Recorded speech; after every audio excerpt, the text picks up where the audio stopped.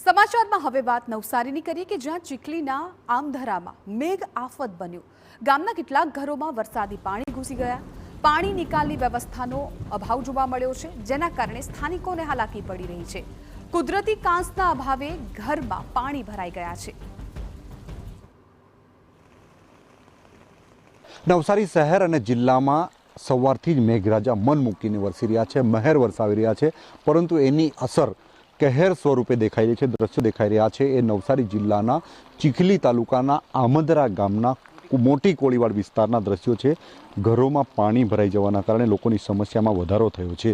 આ જે દ્રશ્યો દેખાઈ રહ્યા છે એ મોટી કોળીવાડ આમદરા ગામના દ્રશ્યો છે। ઘરોમાં પાણી ભરાઈ જવાના કારણે આ પ્રકારની સ્થિતિ નિર્માણ થઈ છે। ચીખલી તાલુકાના આ ગામમાં આ પ્રકારે જે સ્થિતિ નિર્માણ થઈ છે એના માટે કુદરતી કાંસ અને જે કંઈક પાણી નિકાલની વ્યવસ્થા ન હોવાના કારણે આ પ્રકારની સ્થિતિ નિર્માણ થઈ છે। આ વિસ્તારમાં જે કંઈક લોકો છે એ લોકોની સમસ્યામાં વધારો થયો છે। આ જે સ્થિતિ છે વરસાદી માહોલ એના કારણે લોકોની સમસ્યામાં વધારો થયો છે। કેટલાક લોકો સાથે વાત કરવાનો પ્રયાસ કરીશું। વરસાદ વરસી રહ્યો છે, કેવી સ્થિતિ નિર્માણ થઈ છે? આપનું શુભ નામ? અરવિંદભાઈ। કેટલો વરસાદ પડ્યો છે આ વિસ્તારમાં? બહુ ઘણો વરસાદ પડ્યો। આ ઘરોમાં પાણી ભરાયા છે, શાળામાં ઘણું પાણી છે, 2 ફૂટ જેટલું પાણી। પહેલાં કેટલું હતું, હવે કેટલી શું સ્થિતિ છે? હવે જાકો શું થયું છે? વરસાદ ચાલુ જ છે, પણ હવે અત્યારે જાકો શું થયું છે? ઓકે, આ ઘરમાં જે પાણી ભરાયા છે શું સ્થિતિ છે? કેટલો સામાન પલળી ગયો છે, શું બગડી ગયું છે?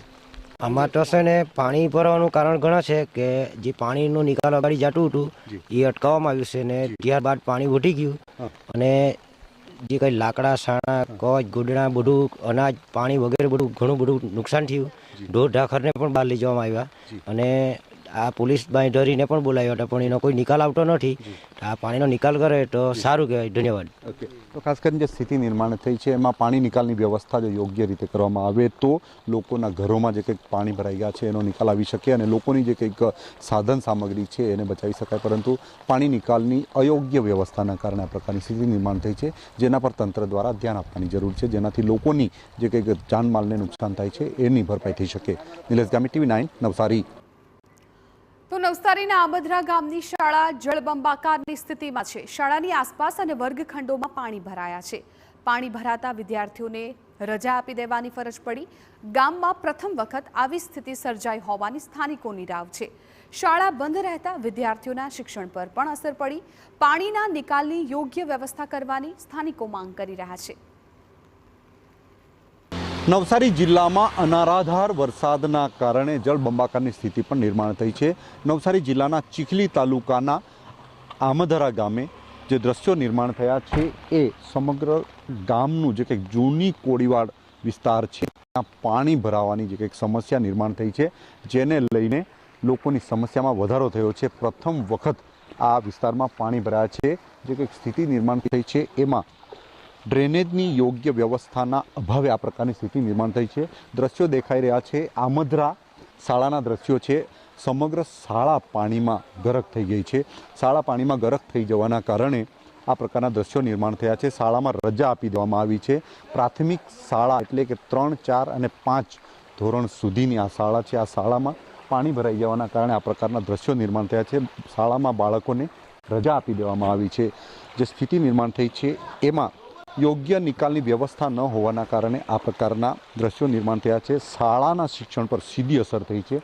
આંગણામાં પાણી ભરાયા છે અને શાળાના જે કંઈક સાહિત્ય હતા એ પણ પલળી ગયા છે। કેટલાક શિક્ષકો સાથે વાત કરવાનો પ્રયાસ કરશે। સાહેબ, શું સ્થિતિ નિર્માણ થઈ છે આ વખતે? જી, પ્રથમ તો હું શિક્ષક નથી, હું ગ્રામજન છું। તો ઘણા વર્ષો પછી આ પરિસ્થિતિ ઊભી થઈ છે।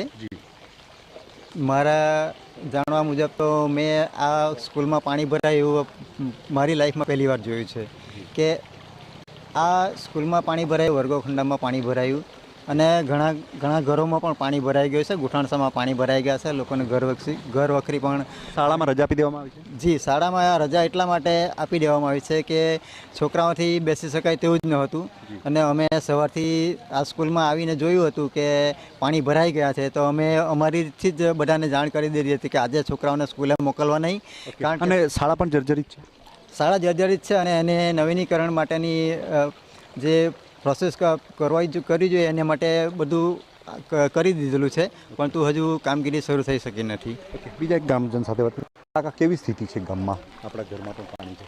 છે હા, શું સ્થિતિ છે હાલ ગામની? કંઈ નહીં, પાણી નહીં નીકળે. કેવા પ્રયાસો કર્યા છે આપે? પ્રયાસ મશીન મેં મારી જાતે લાવીને પ્રયાસ કરી જોયા, પાણી નહીં નીકળે. બધા નાળામાંથી પાણી નીકળતું નથી. બરાબર.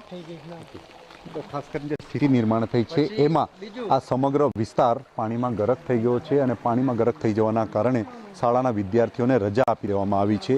આ જે સ્થિતિ નિર્માણ થઈ છે એમાં શાળા ખૂબ મહત્વનું પરિબળ ગણાતું હોય છે. શાળાનું જે કંઈક મકાન છે એ પણ જર્જરિત છે.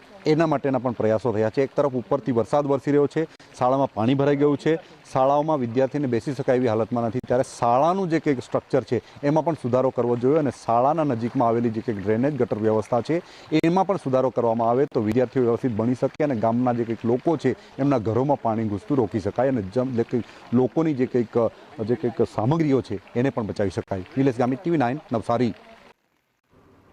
તો કાવેરી નદીના પાણી દેસરા વિસ્તારમાં ઘૂસ્યા છે. હાલ કાવેરી નદીની સપાટી 17 ફૂટ પર પહોંચી દેસરા વિસ્તારમાં પાણી ભરાતા જનજીવન ખોરવાયું. 250થી વધુ પરિવારોને અસર પહોંચી.